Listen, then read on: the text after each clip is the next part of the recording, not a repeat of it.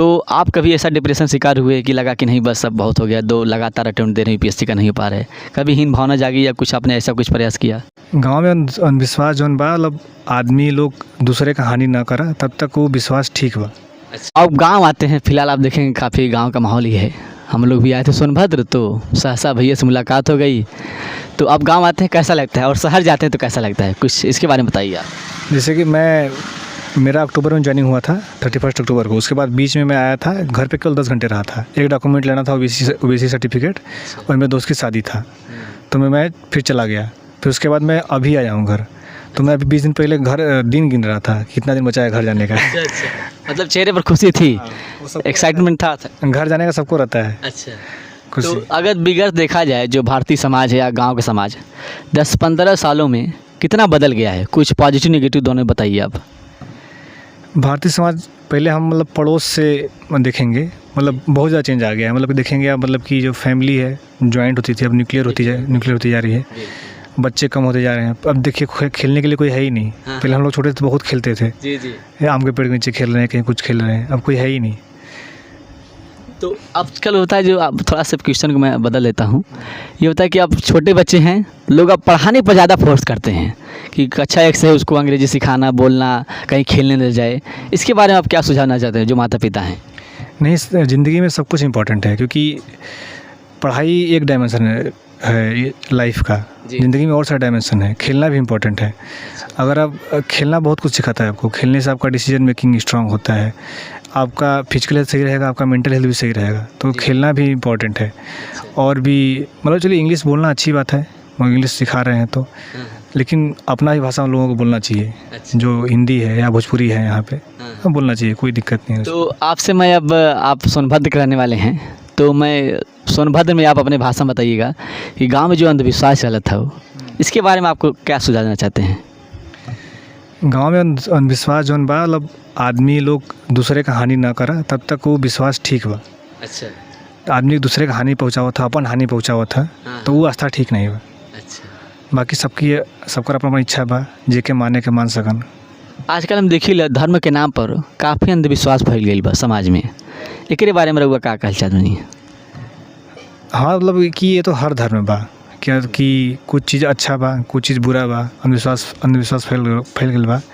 और एक समय रिफॉर्म मूवमेंट भी चला रहा। अच्छा, सब लोग आप जानते हैं कि राजा राम मोहन राय, गांधी जी, सब लोग, हाँ तरह तरह के लोग एक सामाजिक कुरीतियों की दूर करे कोशिश की ना।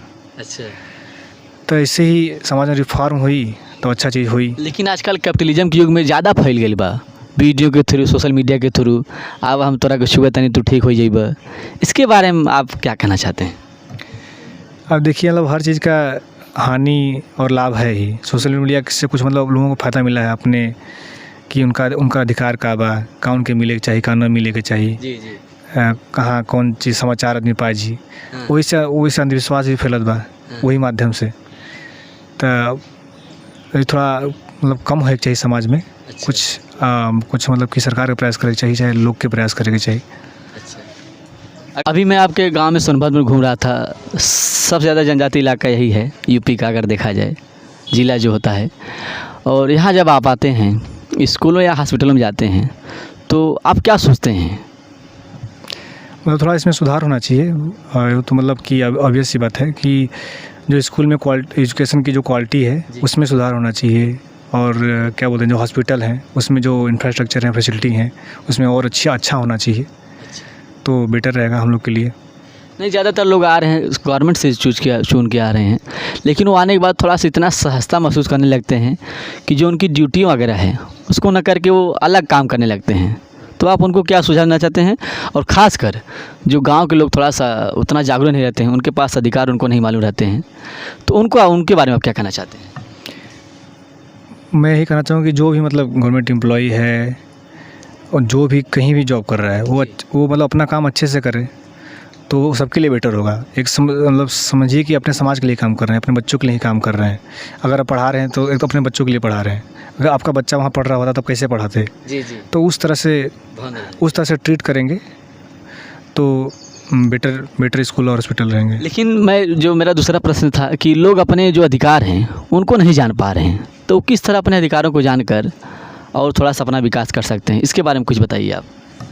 तो वही थोड़ा जन जागरूकता फैलाना होगा। सोशल मीडिया भी है, उससे भी फैला सकता है लोगों को क्या अधिकार हैं।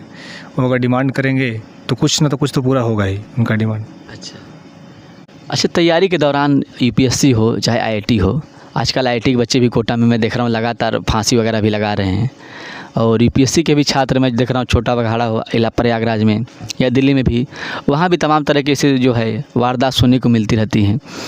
तो आप कभी ऐसा डिप्रेशन शिकार हुए कि लगा कि नहीं बस अब बहुत हो गया, 2 लगातार अटेम्प्ट दे रहे हैं यूपीएससी का नहीं हो पा रहा है, कभी हीन भावना जागी या कुछ आपने ऐसा कुछ प्रयास किया?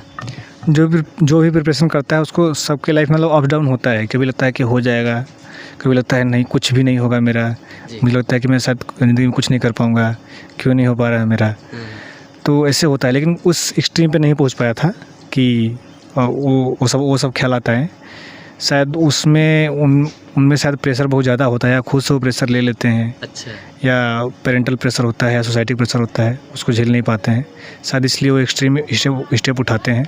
नहीं, लगातार आप जब 3 बार मेंस दे रहे थे तो आपके अंदर ऐसा कुछ नहीं हुआ कि बहुत मतलब या मुझे नहीं हो पा रहा है, क्या करूं क्या नहीं करूं, कुछ हताशा निराशा ऐसा कुछ जगह? एक स्टेज पे ऐसा लगता था कि यार कुछ हो नहीं पा रहा है, अब क्या करेंगे जी। कि यूपीएससी नहीं होगा तो फिर मेरा क्या होगा, मान लीजिए कोई और जॉब पा जाएंगे तो उसमें मैं क्या करूँगा, मुझे हो सकता है अच्छा नहीं लगे। लेकिन अब ये मतलब अब ऐसा नहीं सोचते हैं, सोचते हैं कि यूपीएससी ठीक है, मतलब यूपीएससी अगर हो गया तो बहुत अच्छी बात है, नहीं हुआ तो फिर लाइफ आगे है और कुछ भी कर सकते हैं ज़िंदगी में, ज़रूरी नहीं है कि यूपीएससी ही करें, कुछ और भी कर सकते हैं। अच्छा। हाँ। तो रिकवर कैसे आप करते थे अपने आप को डिप्रेशन से, या कैसे जो भी मतलब आपके सामने चुनौतियाँ आती थी?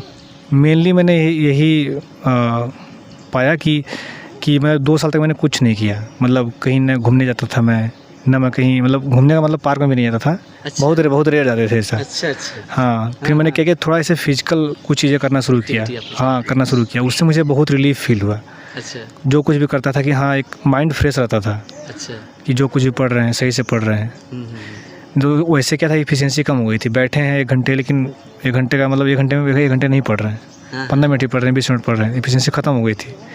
तो मैंने थोड़ा ऐसे फिजिकल हेल्थ पे ध्यान देना शुरू किया था, मेरा वेट ज़्यादा हो गया था।